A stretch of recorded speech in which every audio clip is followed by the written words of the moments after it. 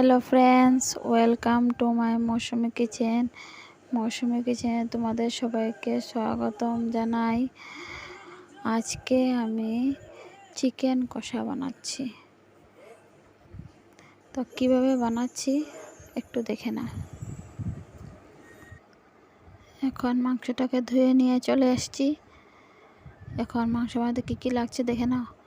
টুকরো করে কেটে রাখা আলু, কুচি করে কেটে রাখা পেঁয়াজ, আদা, রসুন, টুকরো কেটে রাখা টমেটো, কাঁচা লঙ্কা, দারচিনি, লং, এলাচ, তেজপাতা, গরম মশলা, ঘি।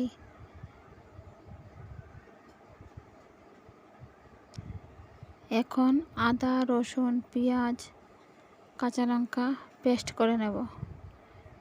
2 চামচ হলুদ গুঁড়ো দিয়ে দিলাম, 2 চামচ জিরে গুঁড়ো দিয়ে দিলাম, 2 চামচ লঙ্কা গুঁড়ো দিয়ে দিলাম, লবণ 1 চামচ দিয়ে দিলাম, পেস্ট করা মশলাগুলো দিয়ে দিলাম,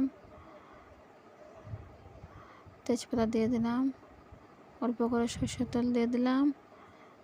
এখন ভালো করে মেখে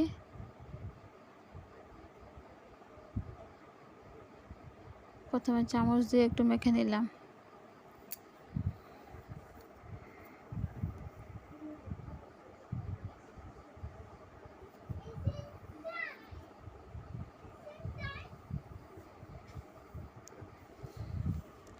চামচ দিয়ে হচ্ছিল না, তাই এখন হাত দিয়ে ভালো করে ম্যারিনেট করে 15 মিনিটের জন্য ঢেকে রেখে দেব।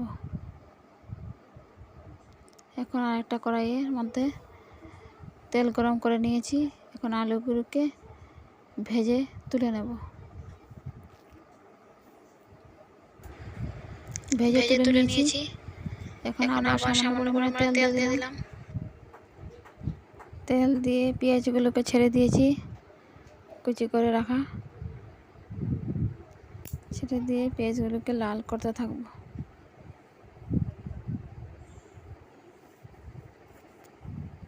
আর এখনও যারা যারা আমার চ্যানেলটাকে সাবস্ক্রাইব করেনি, জলদি করে সাবস্ক্রাইব করে দাও আরও নতুন নতুন ভিডিও দেখার জন্য।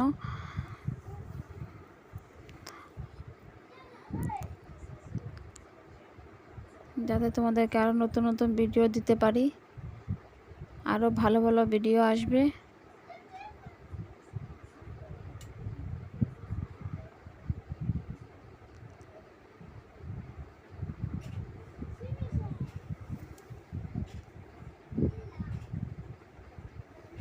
তারপরে দেখে নাও, পেঁয়াজগুলোকে ভালো করে ভেজে নিচ্ছি। এই যে এখন দিয়ে দিলাম তেজপাতা,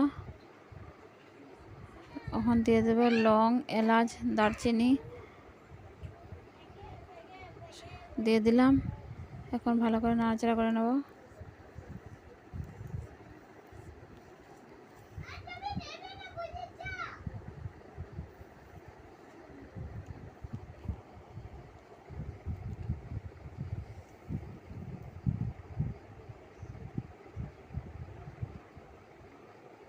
লাল লাল করে ভেজে নিয়ে এলাম। এখন চিকেনগুলোকে ছেড়ে দেব। চিকেনগুলোকে ছেড়ে দিলাম। ছেড়ে দিয়ে ভালো করে নাড়াচাড়া করে নিচ্ছি।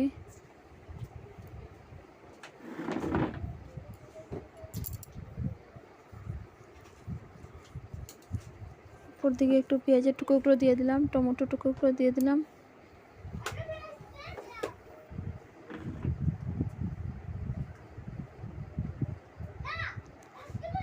এদিকে গরম জল করে নিয়েছি। অবশ্যই গরম জল দেবে, তাহলে মাংসের মধ্যে স্বাদটা আরও বেশি করে আসবে। জল দিয়ে দিলাম গরম করা। আলুগুলো ভেজে রাখা আলুগুলো দিয়ে দিলাম।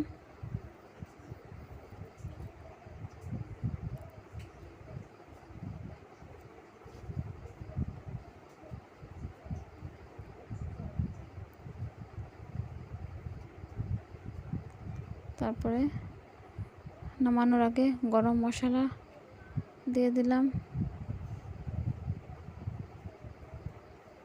ঘি দিয়ে দিচ্ছি 1 চামচ। এখন হয়ে গেছে রান্না কমপ্লিট। এখন দেখে নাও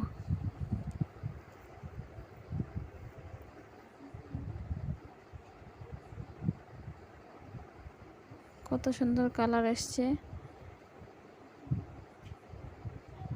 যদি আমার রান্না ভালো লেগে থাকে তাহলে একটা সাবস্ক্রাইব দেবে। Tata, by.